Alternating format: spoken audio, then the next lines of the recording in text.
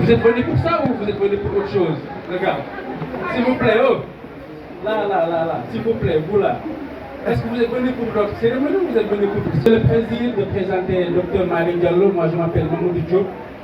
Je suis le directeur de la vie étudiante au niveau de Subdeco. Je suis spécialiste des sciences de l'éducation. Mais je suis également auteur dans mes œuvres perdues, c'est-à-dire écrivain. Alors, Malick Diallo, si on me laissait avec fierté, c'est avec bonheur. Nous avons partagé des moments absolument intenses dans notre cursus scolaire parce qu'on est des promotionnaires. Pour vous dire qu'il a fait tout son parcours scolaire et universitaire au Sénégal. Il a été à Fanaï, ensuite à Dakar, puis à l'université Gaston Berger de Saint-Louis. C'est là qu'il a obtenu sa thèse en sciences de gestion des ressources humaines. Donc il est docteur en gestion des ressources humaines. Donc ce qu'on lui a confié au niveau du ministère, c'est sa matière. Il connaît absolument ce qu'il est en train de faire aujourd'hui et vous avez vu, en tout cas je le suis de très près. Il est en train de faire des innovations absolument magnifiques. J'ai lu hier le compte rendu de leur atelier sur la digitalisation des démarches administratives et ça c'est à saluer et c'est à encourager. Malick Diallo est un enseignant-chercheur. Il a enseigné à l'université Gaston Berger. C'est au cours de cet enseignement-là qu'il a été coopté par le ministre pour venir à ses côtés travailler pour le projet. Par ailleurs, et j'aimerais insister sur ça, Malick Diallo, je l'ai connu parce que c'est un citoyen engagé. Nous avons monté ensemble la cellule de l'UGB de l'UEFA en 2009-2008. Il a été le premier président de cette cellule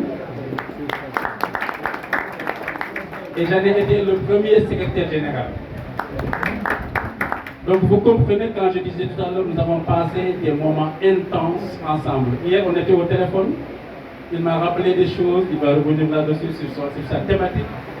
Les heures que nous passions au niveau de nos champs, les heures que nous passions devant l'ordinateur, les heures que nous passions à aller chercher des partenaires, les heures que nous passions au téléphone avec Diop le maire pour trouver des financements, pour faire des activités de grande envergure à l'université Gaston Berger au sein de l'UEFA. Donc vous avez donné la parole à quelqu'un qui la mérite. Et je voudrais que vous l'écoutiez avec attention, parce que parler de l'engagement des jeunesses, c'est parler de notre avenir, c'est parler de demain, c'est parler de votre place dans le développement du Sénégal, c'est parler de votre place dans le développement de l'Afrique. Aujourd'hui, ça vous appartient. Demain, c'est vous qui tracerez ces chemins-là. Donc, avec attention, s'il vous plaît, c'est un amoureux de Fanaï. Malick Diallo est un inconditionnel de notre localité. Il ne compte pas son temps, il ne compte pas ses heures, il ne ménage pas son argent, il ne ménage pas sa santé. Pour que Fanaï puisse être respecté, pour que Fanaï puisse être reconnu, pour que vous puissiez trouver le chemin de votre réussite. Et il est là aujourd'hui pour vous en donner quelques clés, mais la vraie réussite, le vrai travail, le vrai engagement et la vraie implication, c'est vous. Et en l'écoutant aujourd'hui, vous allez avoir de quoi compléter votre ardeur, de quoi compléter votre passion, de quoi compléter votre attachement, surtout à Fanaï, pour vraiment tracer le lendemain, pour tracer l'avenir de notre commune, l'avenir de notre pays et l'avenir de l'Afrique. Je vous demande d'applaudir, mais chaleureusement, Dr Malick Diallo, qui va vous présenter un peu d'éléments sur le thème jeunesse, responsabilité et engagement. Merci, je vous remercie et votre attention s'il vous plaît. Le frère Mamadou Diop de Bordeaux de Mayor, comme vous l'avez dit dans votre propos, intimement liés de par nos parcours universitaires et aussi de par nos engagements extra-professionnels. Je commencerai mon propos d'abord pour remercier en tout cas l'IFA, l'Union des élèves et étudiants de Paris, d'avoir porté son choix sur ma modeste personne pour discuter avec la jeunesse. C'est un honneur pour moi. Remercier à sa juste valeur le parrain de cette cérémonie, Mamadou Diop, dit Diop le maire. Je pense que les qualificatifs qu'on a dit à son nom, il les mérite et il les vit. C'est quelqu'un qui résume même, en tout cas, notre thème d'aujourd'hui, engagement. Je pense qu'une personne qui a dédié sa vie pour les autres.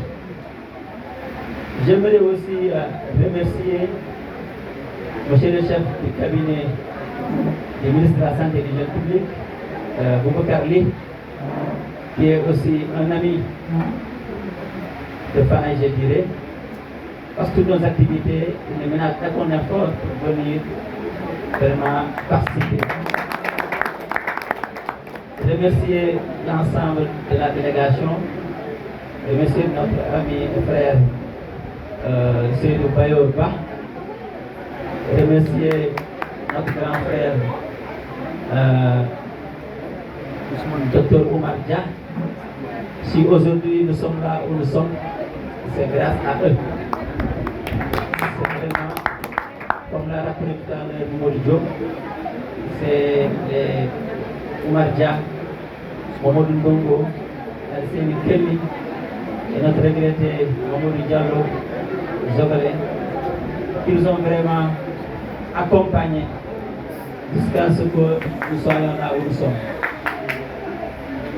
Parce que si aujourd'hui moi j'ai fait les sciences économiques à l'université, je peux dire c'est grâce à Al-Hussein Kelly.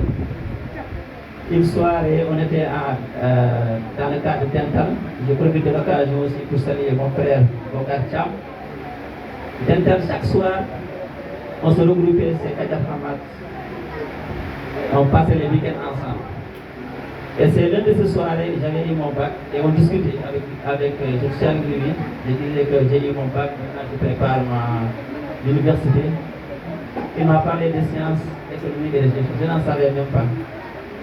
C'est là que j'ai opté pour les sciences de gestion en troisième choix, parce que moi je voulais faire médecine et pharmacie.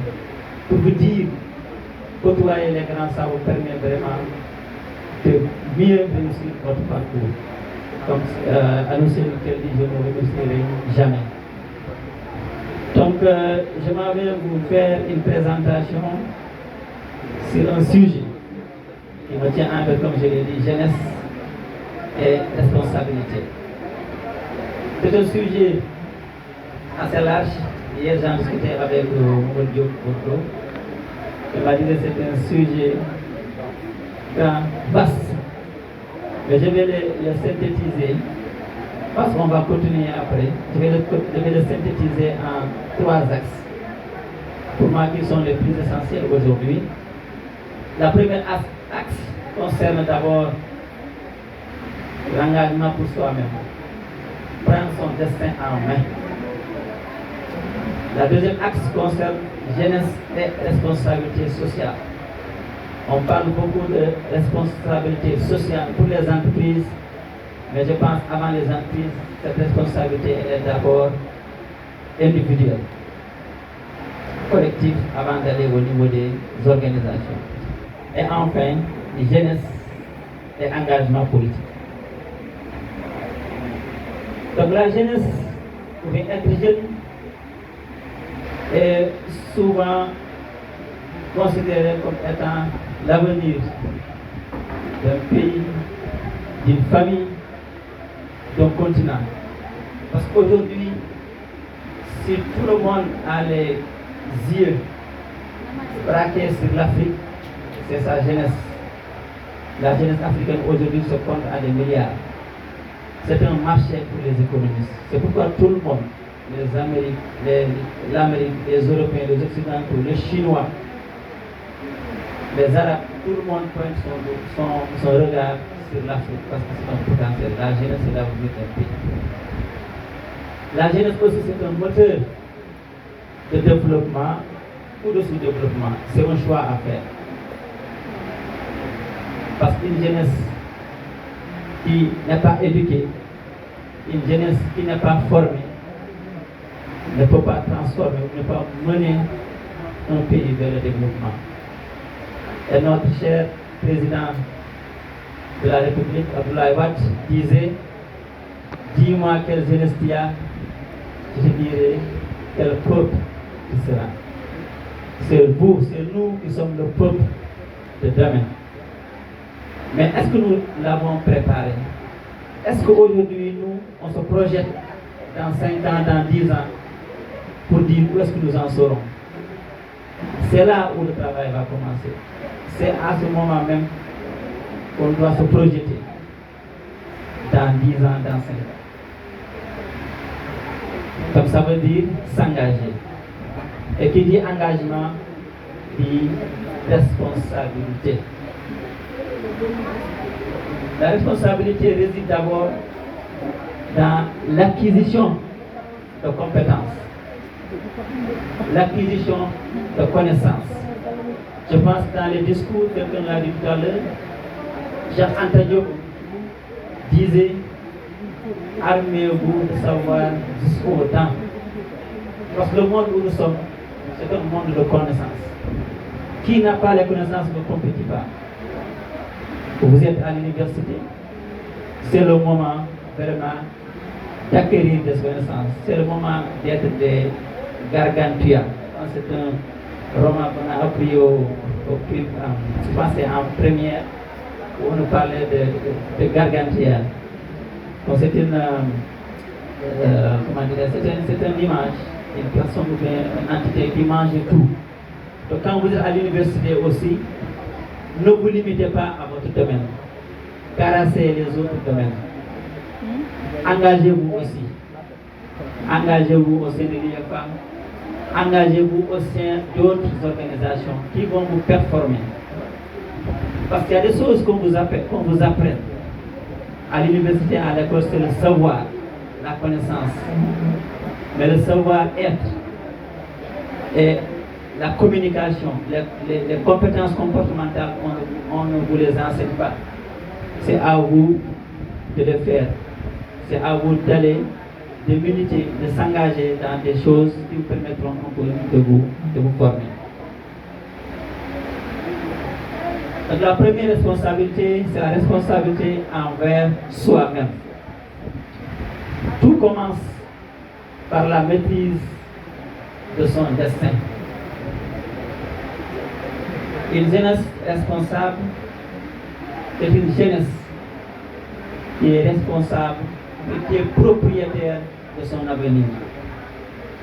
Et cela passe par beaucoup de choses. Et la première desquelles est l'éducation. L'éducation et la formation.